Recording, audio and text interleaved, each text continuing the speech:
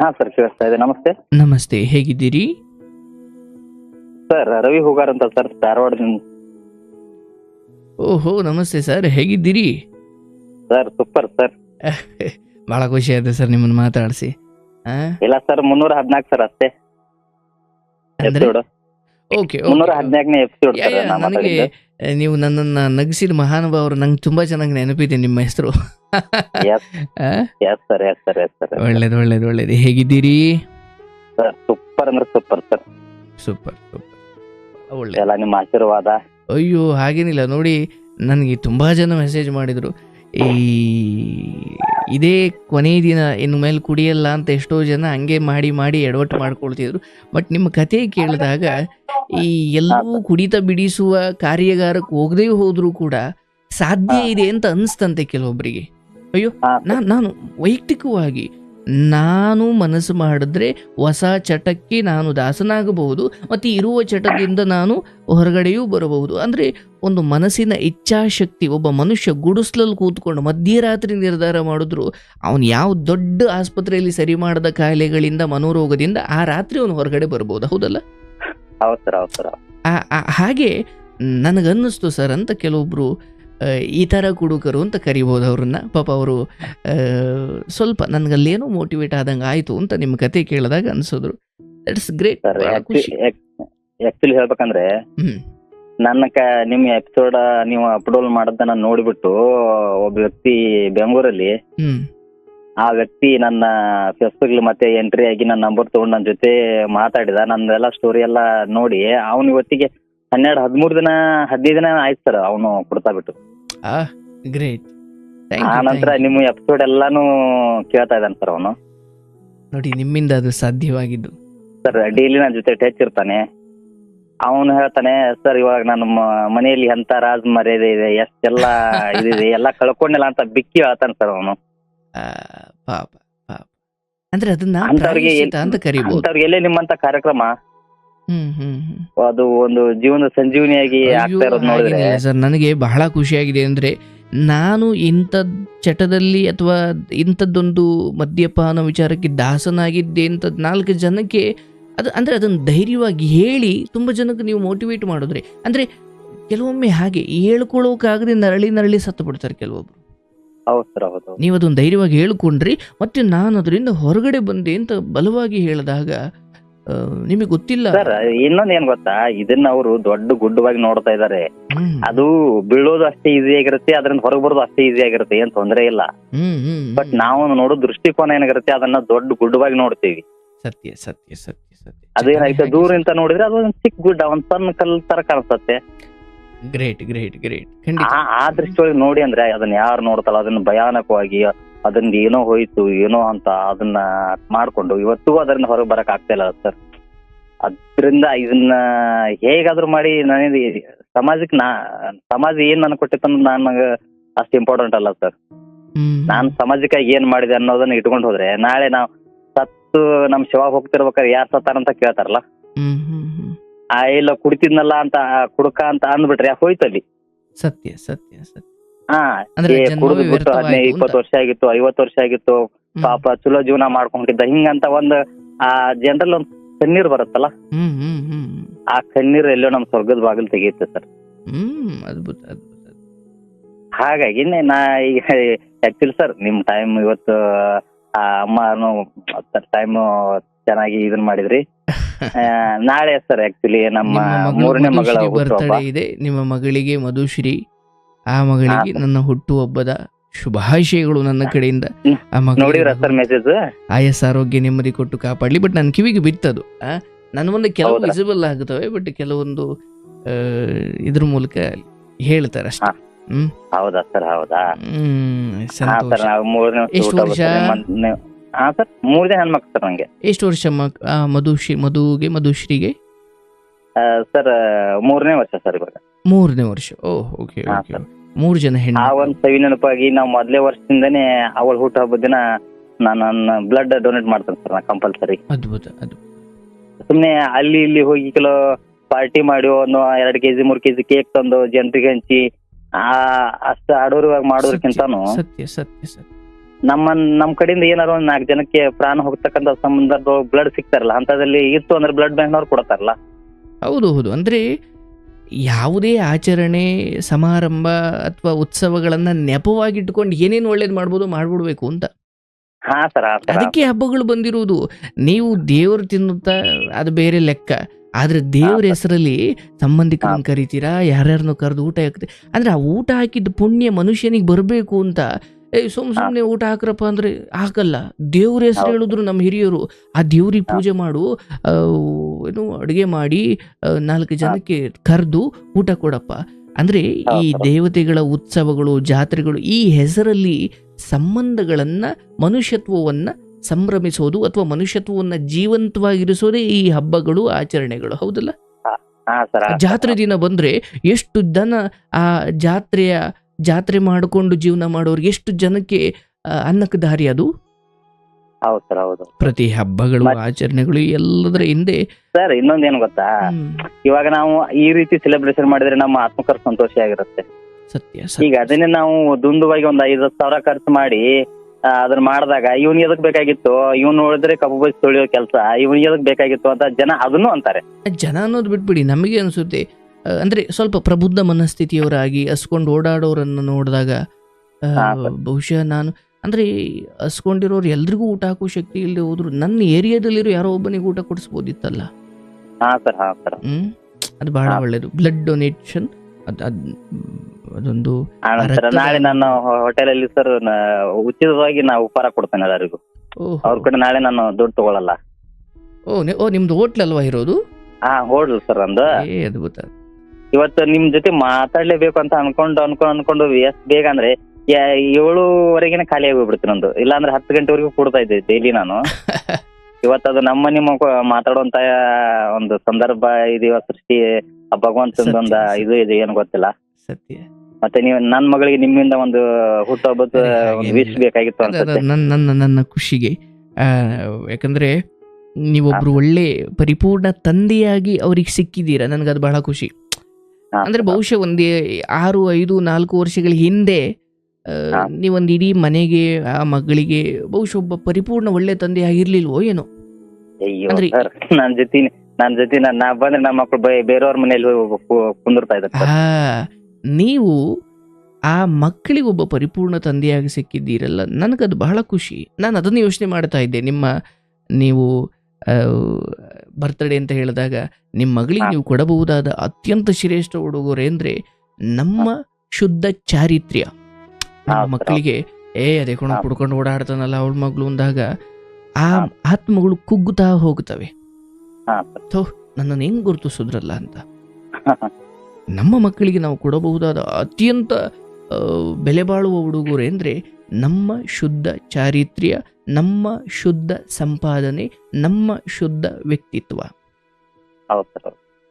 ಅದೇ ಕಣೋ, ಹೋಟ್ಲು ಮಾಡಿಕೊಂಡು ಎಷ್ಟೊಂದು ಜನಕ್ಕೆ ನೆರವಾಕೊಂಡು ಒಳ್ಳೆ ಕಷ್ಟಪಟ್ಟು ದುಡಿತಾನಲ್ಲ ಆ ಮಗಳು.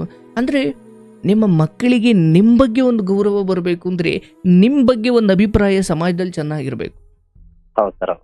ಇಲ್ಲ ಅಂದ್ರೆ ಕಾಲ ನಂತರ ನಿನ್ನ ಬಗ್ಗೆ ನನಗೆ ಗೊತ್ತಿಲ್ವಾ ಅನ್ನೋ ಮಾತಿಗೆ ಎಳ್ದು ಬಿಡ್ತಾರೆ. ನೀವಂತ ಉತ್ತಮ ಒಂದು ಮಟ್ಟಿಗೆ ನಾನು ಹೇಳೋದು, ನಿಮ್ಮ ದುಡಿಮೆ ಕಡಿಮೆ ಇರ್ಬೋದು, ಆದರೆ ಚಟಗಳಿಂದ ಮುಕ್ತವಾಗಿರುವ ತಂದೆ ಒಂದು ಮನೆಗೆ ಒಬ್ಬ ಮಗಳಿಗೆ ಸಿಗೋದಿದೆಯಲ್ಲ, ಅದು ಪುಣ್ಯ. ಆ ವಿಚಾರದಲ್ಲಿ ನಿಮ್ಮ ಮಗಳಿಗೆ ನೀವು ಬಹಳ ದೊಡ್ಡ. ಇನ್ನೊಂದು ಖುಷಿ ಅಂದ್ರೆ ನನ್ನ ಹೋಟೆಲ್ ಅಲ್ಲಿ ನನ್ನ ಸೌಂಡ್ ಸಿಸ್ಟಮ್ ನಲ್ಲಿ ನಿಮ್ ನಂದ 314 ಎಪಿಸೋಡ್ ಕಂಟಿನ್ಯೂ ಪ್ಲೇ ಆಗ್ತಾ ಇರುತ್ತೆ. ಸಾಯಂಕಾಲ ನಾನು ಭಕ್ತಿಗೀತೆ ಹೆಸರನ್ನೆಲ್ಲ ಗೊತ್ತಿಲ್ಲ, ನಿಮ್ದು ವಿಡ್ಮೆಟ್ ಅಲ್ಲಿ ಕೆಲವೊಂದನ್ನ ಡೌನ್ಲೋಡ್ ಮಾಡಿರ್ತೇನೆ, ಅವ್ನು ಕೇಳ್ತೀನಿ. ಬಿಟ್ರೆ ಕುಡುದು ಬರುವ ಒಂದು ಟೈಮ್ ಇರುತ್ತೆ ಸರ್. ನನ್ನ ಹೋಟೆಲ್ಗೆ ಕೆಲವೊಂದು ಕುಡುಕರು ಬರ್ತಿರ್ತಾರೆ. ಆ ಟೈಮಲ್ಲಿ ಏನ್ ಮಾಡ್ತೀನಿ, ನನ್ನ ಎಪಿಸೋಡ್ ಅನ್ನ ನಾನು ಅದನ್ನ ಪ್ಲೇ ಮಾಡ್ತೇನೆ ಸರ್. ಪ್ಲೇ ಮಾಡಿದಾಗ ಅದನ್ನ ಕೇಳ್ಕೊಂಡು ಎಷ್ಟು ಜನ ಅಳ್ತಾ ಇದಾರಂದ್ರೆ, ಏನು ಇವ್ರು ದೇವ್ರ ತರನಪ್ಪ ಅನ್ನುವಂತ ಆ ಕುಂತವ್ರು ಹೇಳಲ್ಲ ಸರ್. ಸತ್ಯ ಸತ್ಯ. ಗಿರಾಕಿ ಬಂದ್ರು ಇಲ್ಲೇ ನೀವು ಕುಂದ್ರಿ, ನಾವ್ ಎದ್ ನಿಂದಿರ್ತೀವಿ, ಆಮೇಲೆ ನೀವು ಹೋಗಿಂದ ಕುಂದಿರ್ತೀವಿ ಅಂತಾರ. ಅಯ್ಯೋ ದೇವ, ಅಷ್ಟೊಂದು ಆ ಎಪಿಸೋಡ್ ಅಲ್ಲಿ ಒಬ್ಬೊಬ್ರು ಕಣ್ಣೀರ್ ತರ್ತಾರೆ ಸರ್. ಬಹಳ ಬಹಳ ನನಗೂ ಅದನ್ನ ನೋಡಿ, ಒಂದು ನಾನು ಅದನ್ನ 2 ಚಾನಲ್ಗೆ ಹಾಕಿದೆ. ಒಂದು ನಗೋದ್ ಸಪರೇಟ್ ಹಾಕಿದೆ, ಬಟ್ ಒಂದು ಇಡೀ ಮಾತಾಡೋದೊಂದು ಸಪರೇಟ್ ಹಾಕಿದ್ದೆ. ಹೌದು ಸರ್, ನೋಡಿದ್ದೀನಿ ಅವನ್ನೆಲ್ಲ ನಾನು ಶೇರ್ ಮಾಡಿದ್ದೀನಿ ಸರ್. ಅದರಿಂದ ಅಂದರೆ ಅದನ್ನು ಕೇವಲ ಒಂದು ತಮಾಷೆಯಾಗಿ ಅಷ್ಟೇ ತಗೊಳ್ದೇನೆ ನೀವು ಬದಲಾವಣೆ ಅಂದರೆ ಹಂತ ಹಂತವಾಗಿ ತುಂಬ ಹೀನಾಯವಾಗಿ ನಡೆಸ್ಕೊಳ್ತಾ ಇದ್ದ ಸಮಾಜ ಮತ್ತು ನೀವು ಭಾಗವಹಿಸಿದ ಕಾರ್ಯಾಗಾರಗಳು ಮತ್ತು ಅಲ್ಲಾದ ನಿಮ್ಮ ಬದಲಾವಣೆ ಮತ್ತು ಅಂತಿಮವಾಗಿ 4 ಜನಕ್ಕೆ ನೀವು ಹೇಳೋಂಗಾಗಿದ್ದು, ಅಂದರೆ ಆ ಇಡೀ ಪ್ರೋಸೆಸ್ ನೋಡಿದಾಗ ಒಬ್ಬ ಮನುಷ್ಯ ಮನಸ್ಸು ಮಾಡಿದ್ರೆ ಯಾವ ಚಡದಿಂದ ಬೇಕಾದರೂ ಹೊರಗಡೆ ಬರ್ಬೋದು. ಅದು ನನಗೆ ನಿಮ್ಮ ಹೆಸರು ಹಾಗೆ ಆ ಹೂಗಾರ್ ಅನ್ನೋದು ಅದೇ ವಿಚಾರಕ್ಕೆ ತುಂಬ ಚೆನ್ನಾಗಿ ನೆನಪಿದೆ. ನಿಮ್ಗೆ ಒಳ್ಳೇದಾಗಲಿ, ಸಂತೋಷ. ಅದು ಹೋಟ್ಲಲ್ಲಿ ನೀವು ಬಂದವ್ರಿಗೆಲ್ಲ ಕೇಳಿಸ್ತಿದ್ದೀರಿ. ಪ್ರತಿಯೊಂದು ಸರ್ ನನ್ನ ಯಾವ್ದು ಪ್ಲೇ ಮಾಡಲ್ಲ ಸರ್. ಪ್ರತಿ ಎಪಿಸೋಡ್ನು ನಾ ಬೆಳಗ್ಗೆ ಕೆಲಸ ಮಾಡ್ಬೇಕಾದ್ರೂ ಅದೇ ಪ್ಲೇ ಆಗ್ತಾ ಇರತ್ತೆ. ಕಂಟಿನ್ಯೂ ಆಗಿ ಆ ಸೌಂಡ್ ಸಿಸ್ಟಮ್ ಅದಕ್ಕೆ ಅಂತ ಇಟ್ಟಂಗ ಆಗ್ಬಿಟ್ಟಿದೆ. ಭಯಂಕರ ಬೇಸ್ ವಾಯ್ಸ್ ತರ ಇದೆ ನಿಮ್ದು, ತುಂಬಾ ಚೆನ್ನಾಗಿ ಬರುತ್ತೆ. ಅದರಲ್ಲಿ ಕುಂತವ್ರು ಹಂಗೆ ಅದರ ಎಲ್ಲೋ ಚೆಲ್ಲಾಡ್ತಾ ಇರ್ತಾರ ಸರ್. ಅದನ್ನ ನೋಡ್ಬೇಕು. ನಾನು ಅವ್ರ ಮಕ ನೋಡ್ತಿರ್ತೇನೆ ಕೇಳಕತ್ತಾಗ ಎಲ್ಲೂ ಹೋಗಿರ್ತಾರ ಸರ್ ಅವರು. ಅಯ್ಯೋ ನೋಡಿ ನಿಮ್ಮ ದೊಡ್ಡತನ, ಒಳ್ಳೇದಾಗ್ಲಿ, ಬಹಳ ಸಂತೋಷ. ನಿಮ್ಮ ಮಗಳಿಗೆ ಡೈರೆಕ್ಟ್ ಆಗಿ ನಾವ್ ಅವ್ರಿಗೆ ಕೇಳೋದಕ್ಕಿಂತ ಇಂಥವ್ರದ್ದು ಯಾರ್ದೋ ಒಂದ್ ಕಷ್ಟ ಸುಖ ಕೇಳಿದಾಗ ಎಷ್ಟೋ ಸರ ಜನ ಇದ್ರದ್ದು ನಮ್ಗೊಂದ್ ಸ್ವಲ್ಪ ಇದನ್ನ ಮಾಡಿಕೊಡು ಅಂತಂದಾಗ ಯೂಟ್ಯೂಬ್ ಅಲ್ಲಿ ತಗೊಂಡ್ ಹೋಗಿ ನೋಡಿದ್ರೆ ಹಿಂಗೆಲ್ಲ ತೋರಿಸುತ್ತೆ, ಅವನ್ನೆಲ್ಲ ಕಂಟಿನ್ಯೂ ಪ್ಲೇ ಮಾಡ್ಕೊಂಡ್ ಕೇಳ್ತಾ ಇರಿ ಅಂತ ಸುಮಾರು ದಿನಕ್ಕೊಂದ್ 2 ಅಥವಾ 3 ಜನರಿಗೆ ನಾ ಕೊಟ್ಟೆ ಬಿಟ್ರಿ ಸರ್ ಯೂಟ್ಯೂಬ್ ಅಲ್ಲಿ.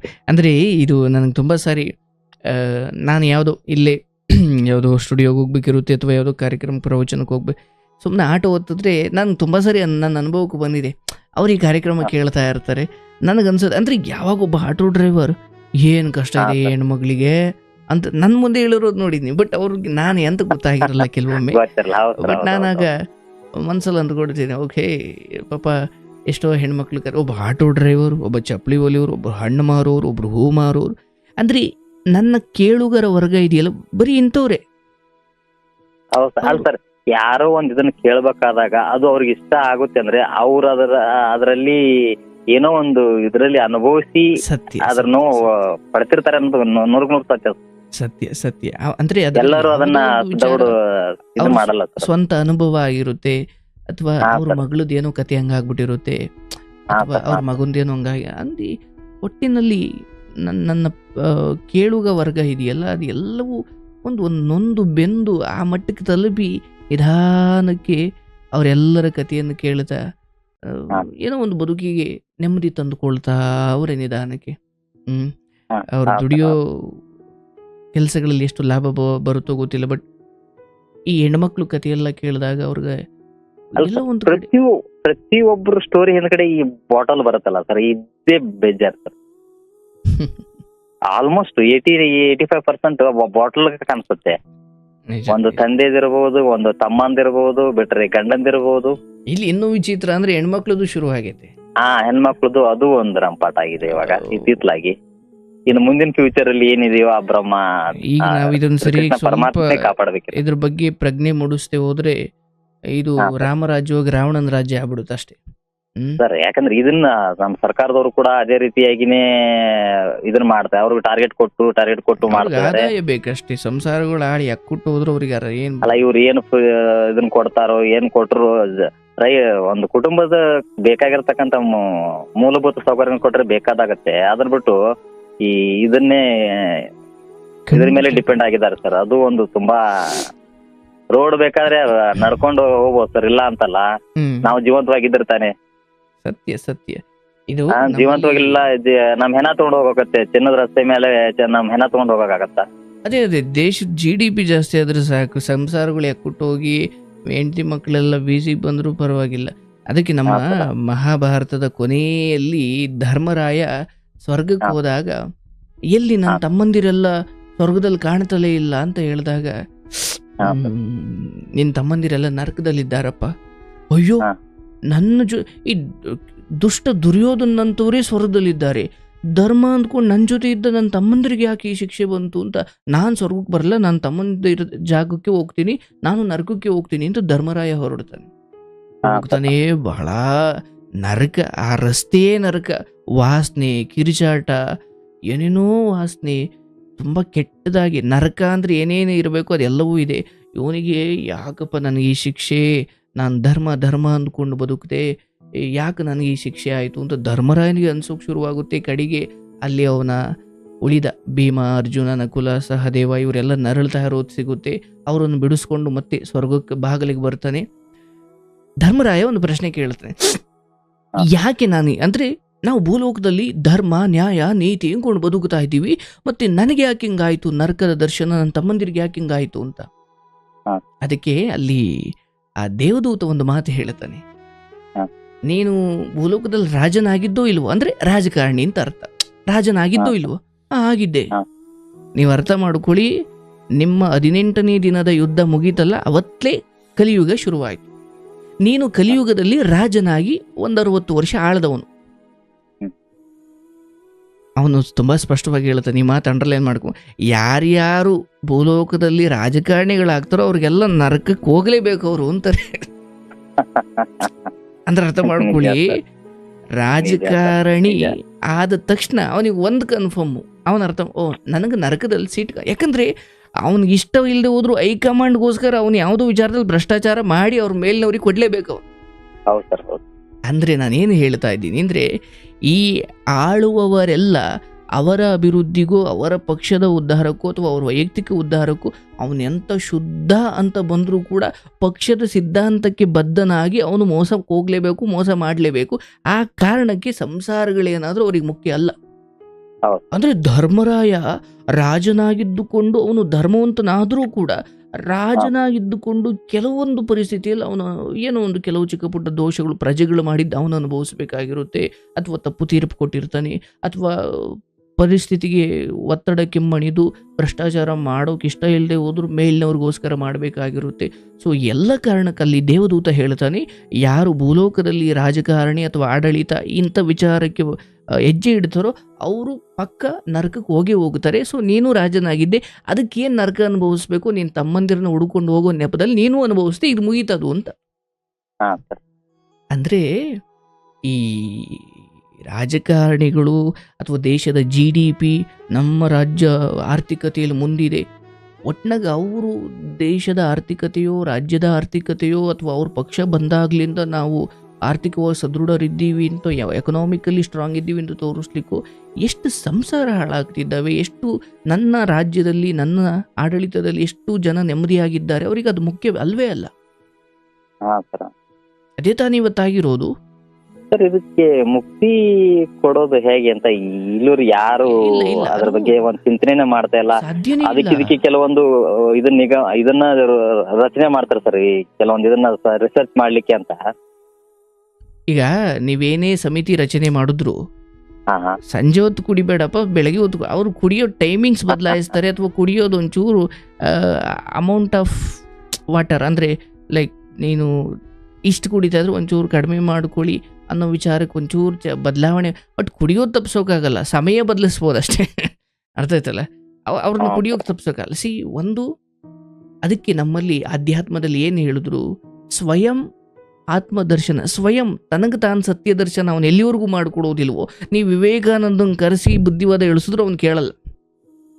ಯಾಕಂದ್ರೆ ನಾಲಿಗೆಯ ಚಪಲ ಮಹಾತ್ಮನ ಉಪದೇಶಕ್ಕಿಂತ ಬಹಳ ದೊಡ್ಡದು. ಯಾವುದಕ್ಕೆ ಈಗ ಆಲ್ರೆಡಿ ಬಲಿಯಾಗಿದ್ದಾನಲ್ಲ, ಅದು ಒಳಗಡೆಯಿಂದ ಆ ದುರಾತ್ಮ ಹೇಳುತ್ತೆ, ಅವನ ಮಾತು ಏನು ಕೇಳ್ತಿ, ಕುಡಿಯೋ ಇರೋದು ಒಂದು ಜೀವನ ಅಂತ ಹೇಳುತ್ತೆ. ಹಾಗಾಗಿ ಇಲ್ಲಿ ಇದನ್ನು ಬದಲಾಯಿಸೋಕೆ ಸಾಧ್ಯ ಇಲ್ಲ. ಆದರೆ ನನ್ನ ಹೆಂಡತಿ, ನನ್ನ ಮಕ್ಕಳು, ಇವರಿಗೆ ನಾನು ಕಣ್ಣೀರು ಹಾಕಿಸಿ ಸಂಜೆ 9 ಗಂಟೆಗೆ ಕುಡಿದು ಬೆಳಿಗ್ಗೆ ಅಷ್ಟೊತ್ತಿಗೆ ಅದನ್ನ ಮೂತ್ರದಲ್ಲೋ ಎಲ್ಲೋ ಕಳಿಸಿ ಆಮೇಲೆ ಬೆಳಿಗ್ಗೆ ಎದ್ದು ಇಡೀ ಸಮಾಜಕ್ಕೆ ಕೆಟ್ಟವನಾಗೋದಕ್ಕಿಂತ ಮನೇಲಿ ನೆಮ್ಮದಿಯಾಗಿದ್ದುಕೊಂಡು ಒಳ್ಳೆ ಗಂಡನಾಗಿ, ಒಳ್ಳೆ ತಂದೆಯಾಗಿ, ಒಳ್ಳೆ ಪ್ರಜೆಯಾಗಿದ್ದುಕೊಂಡು ಗೌರವಿತವಾಗಿ ಬದುಕೋಣ ಅಂತ ಅವನಿಗೆ ಅದು ಅನಿಸ್ಬೇಕು. ಆಗ ಮಾತ್ರ ಅದು ಬದಲಾಗುತ್ತೆ ಹೊರತು ನೀವು ಏನೇ ಮಾಡಿದ್ರು. ಅದಕ್ಕೆ ನಮ್ಮಲ್ಲಿ ಕನ್ನಡದಲ್ಲಿ ಒಂದು ಹಾಡಿದೆ, ಈ ಹಂಸಲೇಖ ಅವ್ರದ್ದು ಒಂದು ಯಾವುದು ಕುಡಿಯೋದೇ ನನ್ನ ವೀಕ್ನೆಸ್ ಅನ್ನೋ ಒಂದು ಹಾಡಲ್ಲಿ ಒಂದು ಲೈನ್ ಬರುತ್ತೆ, ನಿಷೇಧ ಏರಿದ ಸರ್ಕಾರ ಒಳಗೆ ಕೊಡುವುದು ಸಹಕಾರ ಅಂತ. ಅರ್ಥ ಆಯ್ತಲ್ಲ, ಏನು ಬಲ್ಪೇ ಇರದ ಕಂಬಗಳು ಅಂತ ಏನೋ ಒಂದು ಲೈನ್ ಬರುತ್ತೆ. ಬಟ್ ನಾನು ಅದನ್ನು ಗಮನಿಸ್ತಾ ಇದ್ದೆ, ಹಿಂಗೆ ಏನೋ ಕೇಳಬೇಕಾದ್ರೆ ನಿಷೇಧ ಮೇಲೆ ಹೇರುತ್ತೆ ಬಟ್ ಒಳಗಡೆ ಸಹಕಾರ ಕೊಡುತ್ತೆ. ಇಂಥ ಬುದ್ಧಿಯ ಆಡಳಿತ ಎಲ್ಲಿವರೆಗೂ ಇರುತ್ತೋ, ಯಾಕಂದ್ರೆ ಅವ್ರು ಅದಕ್ಕೆ ಸಹಕಾರ ಕೊಡದೆ ಹೋದ್ರೆ ಅವ್ರ ಭಾಗ್ಯಗಳು ಈ ಸ್ಕೀಮ್ಗಳಿಗೆಲ್ಲ ದುಡ್ಡು ಹಂಚೋಕೆ ಆಗಲ್ವಲ್ಲಪ್ಪ. ಹಾಗಾಗಿ ಇದೊಂದು ರಾಜಕಾರಣ, ನನ್ನ ಸಂಸಾರ ನನ್ನ ಆರೋಗ್ಯ ರಾಜಕಾರಣಿಗೆ ಉದ್ಧಾರ ಮಾಡ್ಬೇಕು, ಅವನು ಏನಾದರೂ ಮಾಡಿಕೊಳ್ಳಿ, ನನಗೆ ಬುದ್ಧಿ ಇರಬೇಕದು ಹೌದು ಸರ್, ಹೌದು. ಅಲ್ವಾ? ಹಾ ಹಾಗಾಗಿ ಅದು ಸ್ವಯಂಕೃತ ತಿದ್ದುಪಡಿಯಿಂದ ಆಗಬೇಕಾದ ಬದಲಾವಣೆಯೇ ಹೊರತು ಮದ್ಯಪಾನ ಅದು ಸುರಪಾನ ಅದು ಆ ಕಾಲದಿಂದಲೂ ಇದೆ, ಅದು ಯಾವುದೋ ಕಾನೂನು ತಂದು ಸರಿ ಮಾಡೋದಲ್ಲ, ಅದು ವೈಯಕ್ತಿಕವಾದ ಆಯ್ಕೆ ಅದು. ಹೌದು ಈಗ ನೀವು ಹೇಗೆ ಸ್ವಯಂ ಓಹ್ ಇದು ತಪ್ಪು ಕಣಪ್ಪ ಅಂತ ನೀವು ಬದಲಾದ್ರಲ್ಲ, ಹಾಗೆ ಅದೊಂದು ವೈಯಕ್ತಿಕ ನಿರ್ಧಾರವೇ ಆಗಬೇಕೇ ಹೊರತು ಅದು ಹಾ. ತಿದ್ದುಪಡಿಯೋ ಸಂವಿಧಾನವೋ ಕಾನೂನು ಅದರಿಂದ ಮಾಡ್ಲಿಕ್ಕಾಗಲ್ಲ ಅದು. ಹಾ ಸರ್, ಹೌದು ತಾನೆ? ಹೌದು ಸರ್, ಹೌದು. ನಿಮ್ಮಂಗೆ ತಿದ್ದುಕೊಳ್ಳೋ ಮನಸ್ಸು ಎಲ್ರಿಗೂ ಬರಬೇಕು.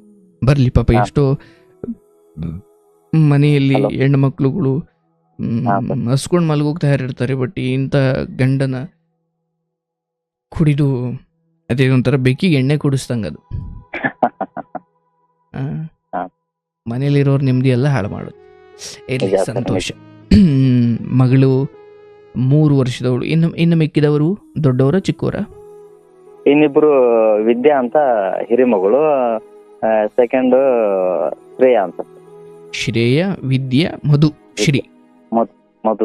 ಮಧು ಮಧು ಮಧು ಹಾ. ಎಲ್ರಿಗೂ ನನ್ನ ಹಾರೈಕೆಗಳು, ಎಲ್ರಿಗೂ ಒಳ್ಳೇದಾಗಲಿ. ಮತ್ತೆ ಬರ್ತಡೇ ಆಚರಿಸ್ಕೊಳ್ತಿರೋ ಆ ಕಂದನಿಗೂ ಶುಭವಾಗಲಿ. ಆಕೆಗೆ ವಿದ್ಯೆ, ಬುದ್ಧಿ, ಆಯಸ್ಸು, ಆರೋಗ್ಯ, ನೆಮ್ಮದಿ, ಏಕಾಗ್ರತೆ ಎಲ್ಲವನ್ನು ನೀಡಿ ಭಗವಂತ ಸನ್ಮಾರ್ಗದಲ್ಲಿ ಮುನ್ನಡೆಸಲಿ. ಇದು ನನ್ನ ಹಾರೈಕೆ. ಸರ್ ಒಂದ್ ರಿಕ್ವೆಸ್ಟ್ ಸರ್. ಹೇಳಿ ಸರ್. ಇವತ್ ನಿಮ್ ಎಪಿಸೋಡ್ ಕೇಳಿ 15 ದಿನ ಆತಲ್ಲ ಸರ್, ಆ ವ್ಯಕ್ತಿಗೆ ನಿಮ್ಮಿಂದ ಒಂದು ಕಿವಿ ಮಾತು ಸರ್ ಹೇಳಿ ಸರ್. ಹೇಳಿ ಸರ್. ಯಾಕಂದ್ರೆ ಈ ಎಪಿಸೋಡ್ ಅವನು ಕೇಳ್ತಾ ಇರ್ತಾನೆ, ಅವನಿಗೂ ಅವ್ರ ಫ್ಯಾಮಿಲಿಗೂ ಕೂಡ ನಿಮ್ಮಂತವ್ರಿಂದ ವಿಶ್ ಆದ್ರೆ ಪಾಪ ಆ ಒಂದು ಫ್ಯಾಮಿಲಿ ಉದ್ಧಾರ ಆಗತ್ತಲ್ಲ, ಅದು ಒಂದು ಖುಷಿ ಸರ್.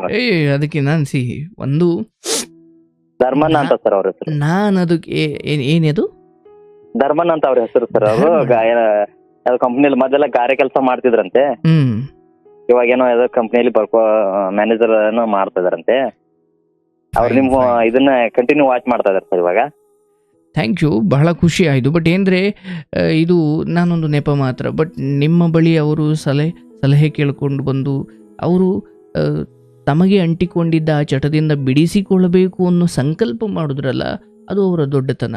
ಅಂಡ್ ನಿಮ್ ಕಾರ್ಯಕ್ರಮ ಮುಟ್ಟಿದ್ರಿಂದನೇ ಅವರು ಮೋಟಿವೇಟ್ ಇದ್ದದನ್ನ ಕೆಲವೊಂದಷ್ಟು ಯೂಟ್ಯೂಬ್ ಅಲ್ಲಿ ಎಲ್ಲ ಸರ್ಚ್ ಮಾಡಿದ್ರು ಕೂಡ ಯಾವುದಕ್ಕಾಗಿರಲ್ಲ. ಬಟ್ ನಿಮ್ಮ ಒಂದು ಇದನ್ನ ಕೇಳಿದಾಗ ಆ ವ್ಯಕ್ತಿ ಇವತ್ತು ಬದಲಾವಣೆ ಆಗಿದಾನೆ ಅಂದ್ರೆ ಅದ್ರ ಸೇಸು ನಿಮ್ಗೆ ಸಿಗ್ಬೇಕು ಸರ್. ಈ ಮೊದಲನೇ ಸ್ಥಾನ ಸ್ವಯಂ ಅವರದ್ದು, ಧರ್ಮಣ್ಣ ಅಂತ ಅವರೇನಿದ್ದಾರೆ ಅಂದ್ರೆ ಅವ್ರ ಕಿವಿಗಿಂತವು ಜೀವನದಲ್ಲಿ ತುಂಬಾ ಬಿದ್ದಿದ್ದಾವೆ. ಬಟ್ ಇಲ್ಲಿ ಮಾತ್ರ ಯಾಕಾಯ್ತು, ಅದು ನಮ್ಮಿಂದಲೋ ನಿಮ್ಮಿಂದಲೋ ಅದೊಂದು ಸೆಕೆಂಡ್.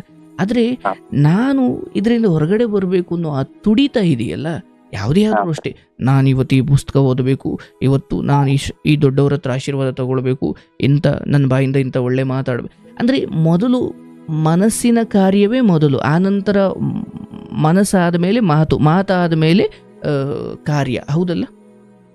ಅವರು ಮನ್ಸಲ್ಲಿ ಮೊದಲು ನಿರ್ಧಾರ ಮಾಡಿದ್ರಲ್ಲ, ಆ ಶ್ರೇಯಸ್ ಅವ್ರದ್ದು. ಅದರಿಂದ ಅವರ ಹೆಂಡತಿ, ಮಕ್ಕಳು ಅಥವಾ ಅವ್ರ ಕುಟುಂಬ, ಅವ್ರ ತಂದೆ ತಾಯಿ ಅಂಡ್ ಅದೆಲ್ಲವನ್ನು ಮೀರಿ ತಾನು ಮುಂದಾಗುವ ಒಂದು ದುರಂತದಿಂದ ಪಾರಾಗಿದ್ದೀನಿ ಅನ್ನೋದನ್ನ ನಾನು ಅವ್ರಿಗೆ ನೆನಪು ಮಾಡ್ಲಿಕ್ಕೆ ಇಷ್ಟಪಡ್ತೀನಿ.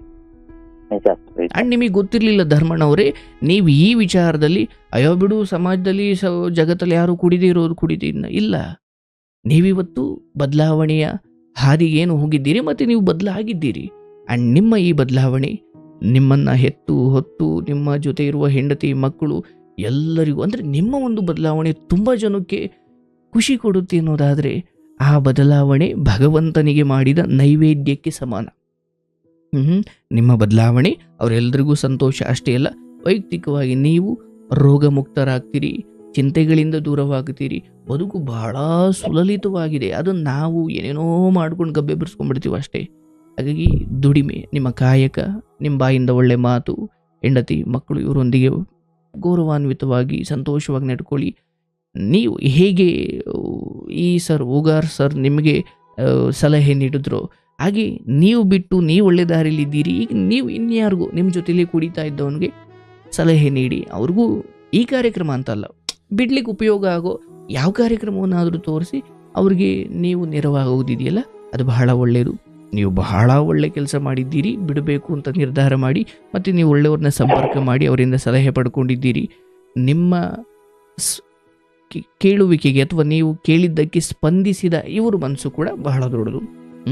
ನಿಮಗೆ ನನ್ನ ಹಾರೈಕೆ ಇದೆ, ನಿಮಗೆ ಶುಭವಾಗಲಿ.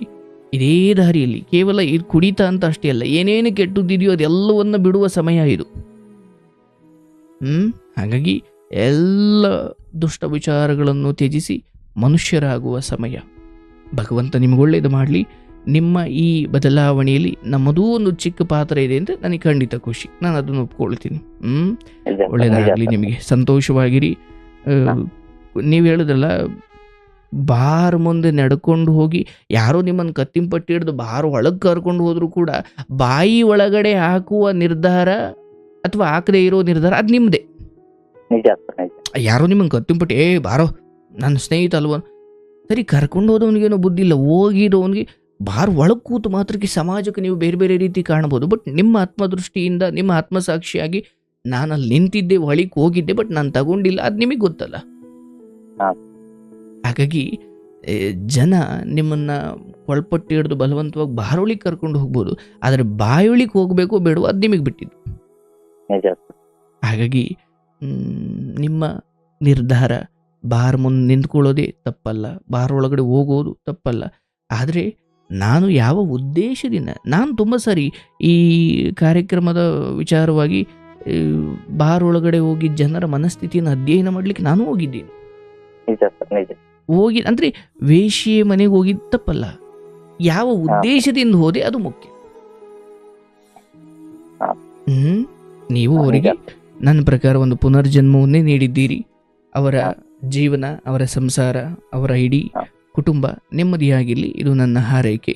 ಆ್ಯಂಡ್ ಅದು ಕಾರಣಕರ್ತರಾದ ನಿಮಗೆ ನಾನು ಶರಣಾರ್ಥಿ. ಯಾಕಂದ್ರೆ ನಿಮ್ಮ ಆ ಒಳ್ಳೆಯ ರೀತಿಯ ಸ್ಪಂದನೆ, ನಿಮ್ಮ ಈ ಒಂದು ಸಮಾಜಮುಖಿ ಕಾರ್ಯ ಹೀಗೆ ಇರ್ಲಿ ಸರ್. ನೀವು ಎಲ್ಲ ಸೇರಿ ಒಂದು ಸಮಾಜಮುಖಿ ಕೆಲಸ ಮಾಡ್ತಾ ಸಮಾಜವನ್ನ ಒಂದು ಒಳ್ಳೆಯ ದಾರಿಯಲ್ಲಿ ನಡೆಸೋ ತರ ಮಾಡ್ಲಿಕ್ಕೆ ಆ ಭಗವಂತ ನಿಮಗೂ ಮತ್ತು ನಮಗೂ ಕೂಡ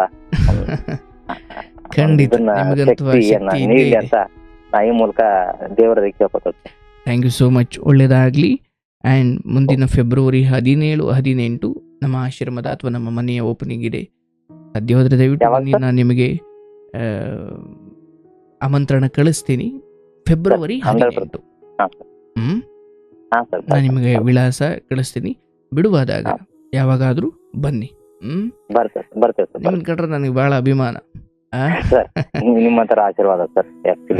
ನೀವೆಷ್ಟು ಹಿರಿಯರಿದ್ರು ಕೂಡ ಎಷ್ಟು ಶರಣಾಗಿ ಮಾತಾಡ್ತೀರಾ. ಇಲ್ಲ ಸರ್, ಆಕ್ಚುಲಿ ಈ ಶರಣಾಗತಿ ಬುದ್ಧಿ ಏನಿರುತ್ತಲ್ಲ ಸರ್, ಇವತ್ತ ನಾನು ಇದರಿಂದ ಹೊರಬರ್ಲಿಕ್ಕೆ ಇದೇ ಒಂದು ಕಾರಣ ಆಗಿದೆ ಸರ್ ನನಗೆ. ಸತ್ಯ ಸತ್ಯ. ನಾವು ಶರಣ ಆಗ್ಬೇಕು. ಯಾವುದೋ ಒಂದು ವ್ಯಕ್ತಿ ಹೇಳ್ತಾನಂದ್ರೆ ಅದನ್ನ ವಿಚಾರ ಮಾಡಿ ಅದಕ್ಕೆ ಶರಣಾದಾಗ ಮಾತ್ರ ನಾವು ಅದರಿಂದ ಹೊರಬರಕ್ಕಾಗತ್ತೆ. ಖಂಡಿತ ಖಂಡಿತ ಖಂಡಿತ. ಹಿಂಗಾಗಿ ನಾವು ಶರಣಾಗತಿ ಏನ್ ಹಾಕಲ್ಲ ಸರ್, ಅದೇ ಇವತ್ತು ನಾನು ಬದುಕಿಸಿದ್ದು, ಇವತ್ತು ನಾವು ಬದುಕ್ತಾ ಇರೋದು ಕೂಡ ಅದರ ಮೇಲೇನೆ ಸರ್. ಹೌದು, ಶರಣ ಆಗ್ಬೇಕು. ಯಾರಿಗೆ?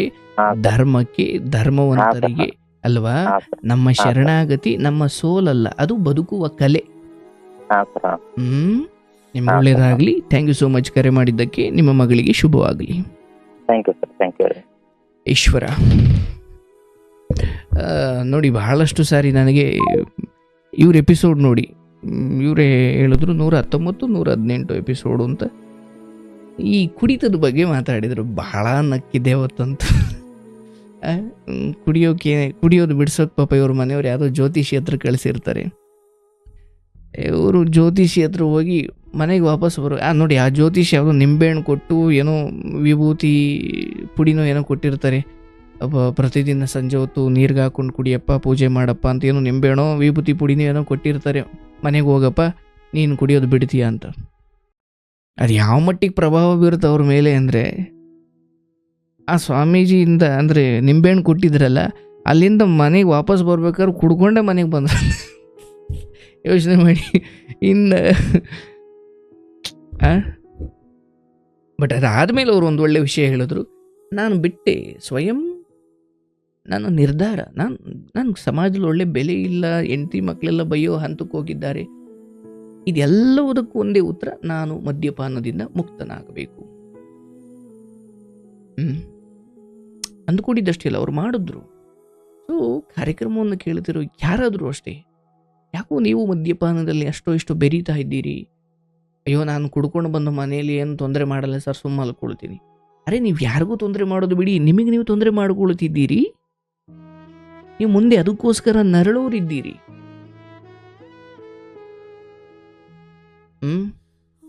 ಮದ್ಯಪಾನ ಅಂದರೆ ಅದು ನಿಧಾನವಾಗಿ ಕೊಲ್ಲುವ ವಿಷ. ಅದು ಒಂದೇ ದಿವಸ ಏನು ಕೊಲ್ಲಲ್ಲ. ನಿರ್ಧಾರ ಮಾಡಿ, ಅರೆ ನನ್ನ ದೇಹವನ್ನು, ನನ್ನ ಕರಳನ್ನು, ನನ್ನ ದೇಹದ ಎಲ್ಲ ಭಾಗಗಳನ್ನು ಕುಡಿದು ಹಾಳು ಮಾಡಿಕೊಂಡು ಸರ್ಕಾರವನ್ನು ಉದ್ಧಾರ ಮಾಡೋದಕ್ಕಿಂತ ಒಳ್ಳೆ ರೀತಿಯಲ್ಲಿ ಬದುಕಿ ಹೆಂಡತಿ ಮಕ್ಕಳ ಜೊತೆ ಗೌರವಾನ್ವಿತವಾಗಿ ಬದುಕಬೇಕಲ್ಲ. ಸರ್ಕಾರ ಇವನು ತುಂಬ ಕುಡಿದು ನಮಗೆ ಲಾಭ ಮಾಡಿಕೊಟ್ಟ, ಹಾಗಾಗಿ ಇವನು ಸತ್ತಿದ್ದಾನೆ, ಇವತ್ತು ಇವನ ಕುಟುಂಬಕ್ಕೆ ನಾವು ಲಕ್ಷಾಂತರ ರೂಪಾಯಿ ಕೊಡ್ತೀವಿ ಅಂತ ಏನು ಪರಿಹಾರನ ಕೊಡ್ತಾರೆ? ನಿಮ್ಮದು 100ರಲ್ಲಿ ಒಂದು ಸಾವು ಅಷ್ಟೇ. ಸರ್ಕಾರಕ್ಕೆ ನೀವು ಲೆಕ್ಕನೇ ಇಲ್ಲ, ಬಟ್ ನಿಮ್ಮ ಮನೆಗೆ ನೀವು ಲೆಕ್ಕ ಇದ್ದೀರಿ. ಕುಡ್ದೇನೋ ಮಾಡಿಕೊಂಡ್ರಿ ಅಂದರೆ ಮನೆ ಅನಾಥವಾಗುತ್ತಲ್ಲ. ನೀವು ಸರ್ಕಾರಕ್ಕೆ ಲಾಭ ಮಾಡಿಕೊಟ್ಟಿದ್ದೀರಿ, ಕುಡ್ದು ಅಂತ ನೀವು ಸತ್ತ ಮೇಲೆ ಸರ್ಕಾರ ನಿಮ್ಮ ಮನೆಯವ್ರಿಗೆಲ್ಲ ಪಿಂಚನ್ ಕೊಡುತ್ತಾ? ಇಲ್ಲ ತಾನೆ. ಯೋಚನೆ ಮಾಡಿ, ಒಳ್ಳೇದಾಗಲಿ.